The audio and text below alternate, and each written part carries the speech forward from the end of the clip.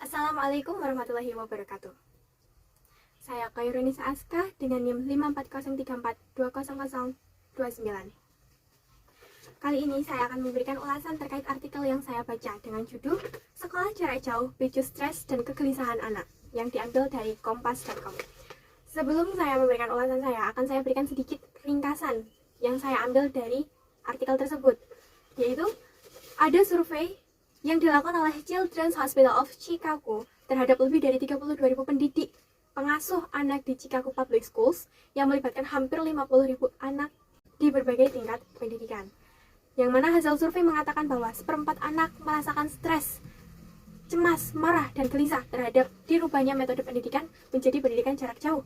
Sepertiga merasa kesepian, dan hanya sepertiga yang memiliki hubungan sosial dan teman sebaya yang positif.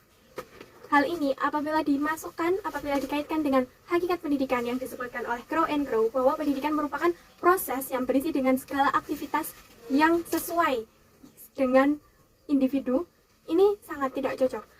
Karena pendidikan yang sesuai dengan individu adalah pendidikan yang menjadikan mereka lebih baik, pendidikan yang mereka senangi. Karena dengan kita senang terhadap sesuatu, pasti kita akan menjadi lebih maksimal di dalamnya. Dan untuk pendidikan jarak jauh yang alternatif bagaimana? Pendidikan jarak jauh yang alternatif adalah dengan menggunakan metode swings, dengan metode campuran, yaitu daring dan luring. Mungkin beberapa waktu digunakan dengan daring apabila itu berisi dengan materi teori, dan untuk beberapa waktu digunakan dengan luring, yaitu untuk meningkatkan tingkat komunikasi anak terhadap sesama, utamanya ini untuk anak-anak usia dini. Dan apabila anak sudah dewasa seperti usia kuliah, usia yang bisa mandiri, pendidikan jarak jauh ini sangat cocok untuk mereka terkait dengan banyaknya kepentingan yang mereka perlukan. Dan untuk pengaruh lingkungan terhadap keberhasilan pendidikan formal pasti akan sangat berpengaruh besar. Salah satu faktor yang mempengaruhi keberhasilan pendidikan adalah lingkungan sekolah.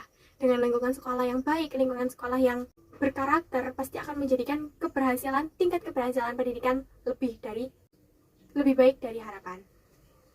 Yang perlu dipertimbangkan ketika pendidikan jarak jauh, terlepas dari bagaimanapun metode yang digunakan, yang perlu dipertimbangkan adalah komunikasi. Dengan komunikasi akan terjalin suatu kefahaman, dan apabila ada masalah akan terdapat solusi yang bisa dibicarakan bersama sehingga tidak ada salah komunikasi, tidak ada kurangnya informasi, dan tentu saja harus dengan memanfaatkan media yang ada. Kita di zaman digital, serba digital ini, komunikasi tidak perlu harus tatap muka, bertemu orang dengan orang, bisa dengan memanfaatkan media komunikasi yang tentu saja dua arah, dengan media temu virtual, dan komunikasi dengan media yang lainnya. Lalu, pesan saya ada 3, yaitu KTT. Komunikasi, tanggung jawab, serta toleransi. Semua hal harus dikomunikasikan dengan baik, dan apabila ada kesepakatan harus dilaksanakan dengan penuh tanggung jawab.